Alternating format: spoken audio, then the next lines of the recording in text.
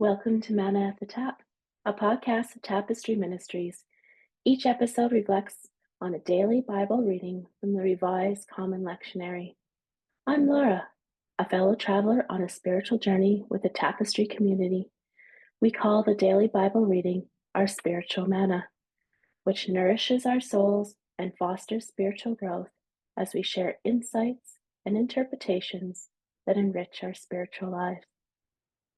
It is Thursday, May 1st, 2025, in the second week of Easter, and our reading today is from the book of Psalms, Psalm 30. The prayer poems in the book of Psalms are an excellent resource for putting language to our emotions.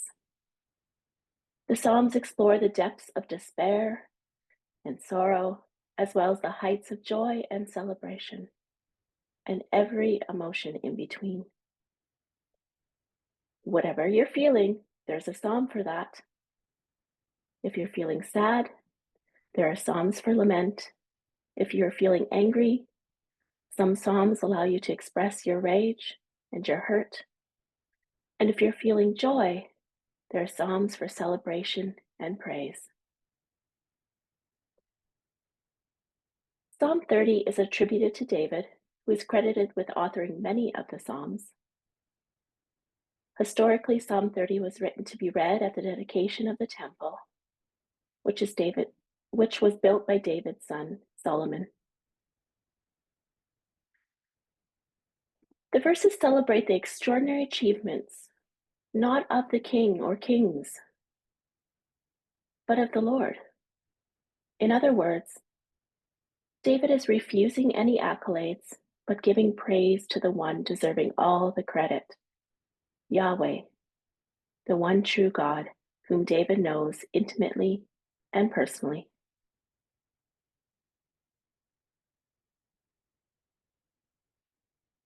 Psalm 30 is a remembrance of the Lord's favor in the poet's life. Whatever struggles, dangers, and sorrows the poet has gone through, they appear to be on the other side of things. The poem is a song of celebration, but the poet takes us on a journey through the highs and lows, the valleys and the mountaintops, the twists and turns of the human experience. The poet begins by giving praise to Lord for lifting him out of a deep, dark pit, so that his enemies cannot gloat over their successes. Although it is not clear what enemies or what circumstances led him to be in such a low, dark place, we know that God answered when the poet cried out for help. We can be assured that we too have a God who sees us in our darkest moments, listens when we cry out, and provides real solutions.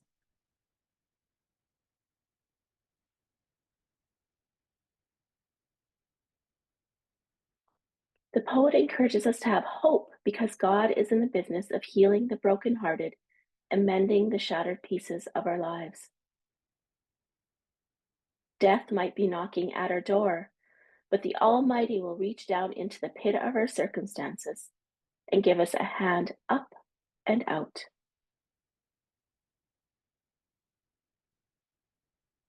In the next stanza, the poet turns to the crowd gathered and encourages them to join him in a praise a song to the eternal God. Pour out your hearts to the eternal with praise and melodies. Let grateful music fill the air and bless his name. And then the poet reminds the crowd that the Lord's anger only lasts for a moment, but the grace, mercy, and love of the Almighty last a whole lifetime.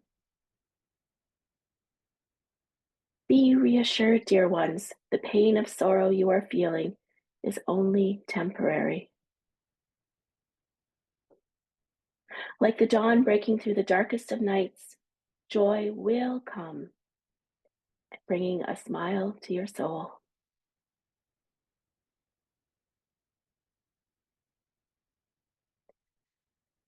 The halfway point of the psalm comes with a warning, a piece of wisdom learned the hard way.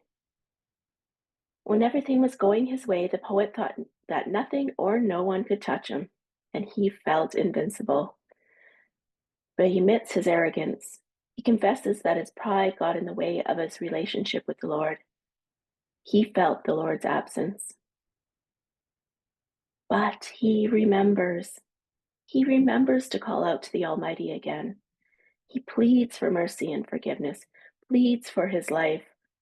I'm no good to you, dead, he declares. My dead bones cannot sing praises to you.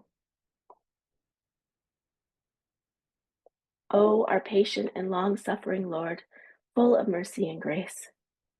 They once again reach down with their strong hand and lift him out of the grave. The joy that comes pouring from the well of sorrow cannot be contained. The poet is jubilant. His song crescendos in word after word of gratitude and praise. Here's my paraphrase of the last two verses. Thank you, and I praise you, kind divine, because you turned our deepest sorrows into joyful dancing. You have stripped off my grave clothes, given me a crown of wildflowers and a robe of linen sewn with a golden thread of love. You have restored my reputation and my honor. I will not hold my tongue any longer. I will shout on the highest mountain, how wonderful you are, kind divine. Thank you all for listening. Go into your day wrapped in love of our kind and loving divine.